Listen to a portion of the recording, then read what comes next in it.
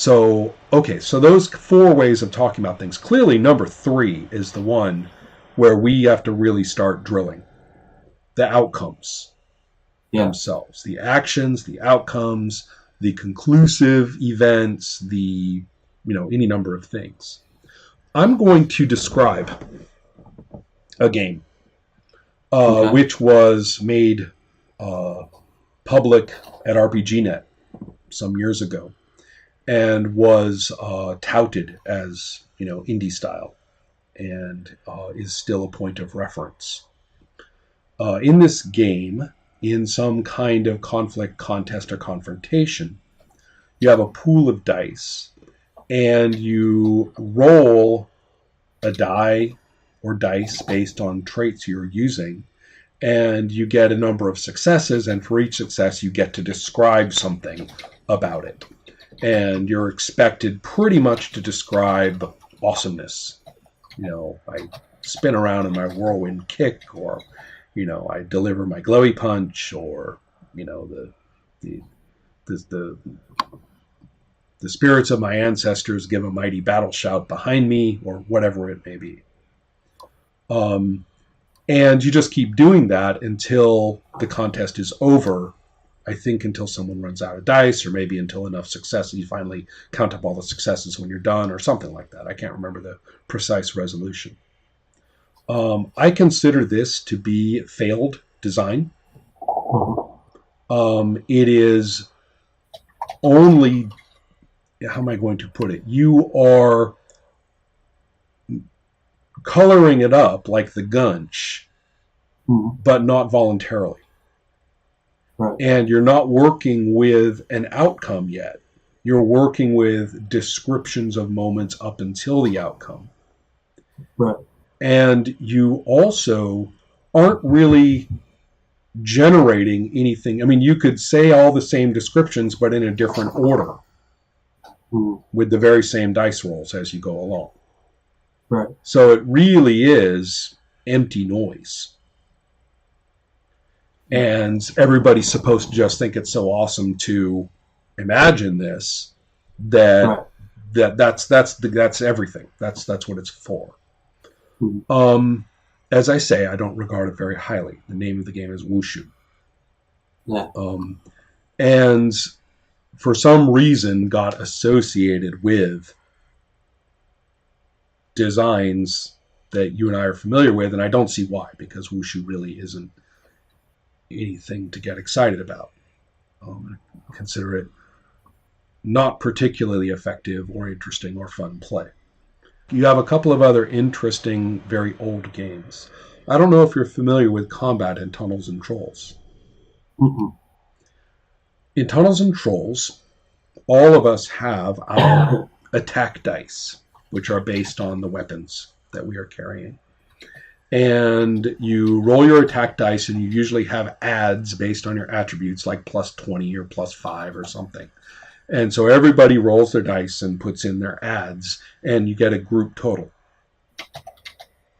The monsters you're fighting have a slightly simpler method, but they end up with a handful of dice that they roll too. And they have their adds. So now you're looking at two enormous numbers. Divide the difference by the number of people on the losing side. Distribute the points evenly. And that's it. You know, the points bounce off your armor, then whatever's left gets in and does hit points. This is 1975. One can say this seems a little bit mechanical. What about, I mean, how long is this? I mean, how many actions does this? This is actually, if I'm remembering correctly, a 5-minute game time, chronological time event. Yeah. So you are considered to have done a considerable amount of fighting. Hundreds of actions are deemed to have been taking place in the midst of all of this.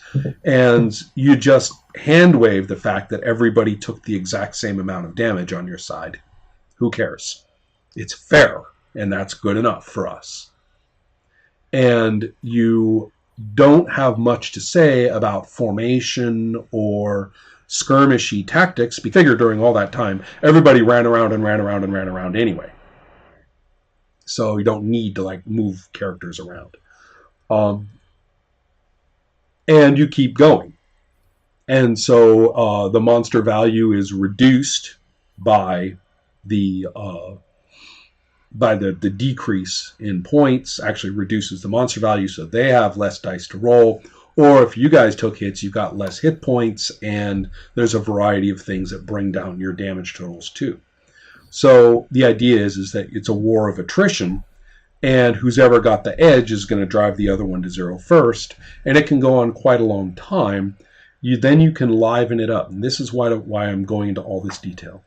In Tunnels and Trolls, anybody can say, as they move into, okay, let's roll our dice, next round, any number of people, doesn't matter who, can pop up and say, opt me out of the collective roll.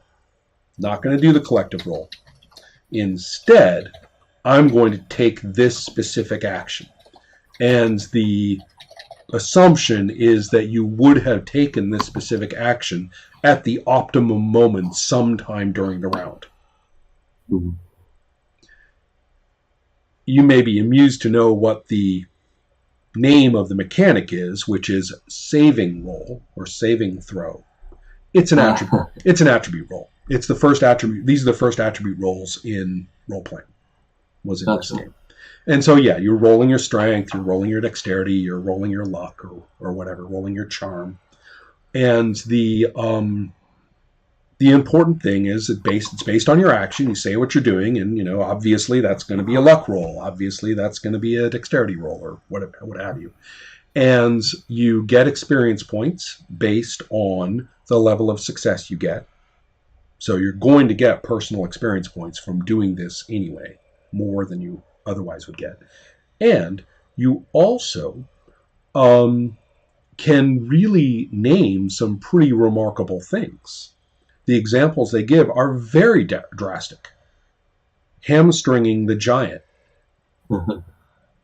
The idea being that these are intended to be decisive events. And do you see how you're kind of trading off, because you're forcing everybody else to potentially take more damage because you're opting out of the collective roll. The general melee is still going to hit everybody who's involved evenly. You've opted your roll out of that, of being able to stay on the positive end of that. Yeah. And so in many ways, it's kind of a Hail Mary situation when you're outmatched, is to have somebody or a couple people do something, pretty drastic, but that means we know we're going to eat it while they try. Right. Because if that roll is bigger than ours, even if the saving throw works,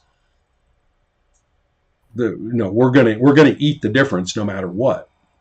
Right. So you see how there's a little bit of a tactical crunch there for you. Yeah. And also these rolls can be quite tricky. If you say I am going to run up the giant's, I'm a halfling, I'm going to go and jump onto the giant's knee, scale the giant's chest, flip over his back, land behind him, turn, and hamstring him. Right. The GM's going to say, yeah, that's a level 5 saving throw. And most people are going to say, yeah, that sounds like a level 5 to me. That's not too surprising. And so do you see how in this case, the announcement of colored up actions as part of the action is actually rather engaging. Tunnels and Trolls is, if played with the basic system, a rather relentless statistical grind side versus side. But as soon as people start picking and choosing when, they see how it's going, and then they start looking around and thinking about what their character could plausibly do. And of course, people are angling for the easier saving throws, typically. So that means that they are, well, it's interesting. I could say if they're interested in raw success, then they're going for the easier saving throws. On the other hand, you get more experience points the harder the saving throw. So therefore, you're kind of tempted to up the gain on it a little bit if you think you can get away, if you think you've got a chance. Yeah. So the thing I'm trying to drive at is that the actions in the moment have a multitude of different cognitive acts going on. There's the mathematical act regarding the outcome as a whole. There's the mathematical act regarding the success of this roll. There's the mathematical act regarding the experience points you may get for it. There's also the fun of narrating the freaking thing, because the thing has no identity. You can't say, okay, I'm going to make a level 3 saving throw and see if we can get somewhere in this. And the GM says, cool. Oh yeah, by the way, could you just describe that too? That doesn't make any sense. Right. Universally, invariably in playing Tunnels and Trolls, the person describes what they try to do first. And now we know they're doing it, and now we assign the level of the saving throw to it. So, do you see in that circumstance, you are not merely conducting mechanics you would do anyway, right, and then coloring them up. You are instead stating actions whose color ties directly into the nature of the mechanics you're going to use. And that the mechanics you're going to use are not just sitting there in isolation as the same thing you would have done anyway. They are crisscrossed with other potential mechanics that you're not using. Gotcha. And it's a very, very simple system, but look how long it took for me to outline all the intricate ways that its parts intersect. Right. And compared to most role-playing combat, it's incredibly simple. Group roll, individual single rolls. Group outcome. You don't do any other, you don't take like actions in order of decks or any crap like that, Tunnels and Trolls. Right. So, do you see now how I distinguish that from Wushu?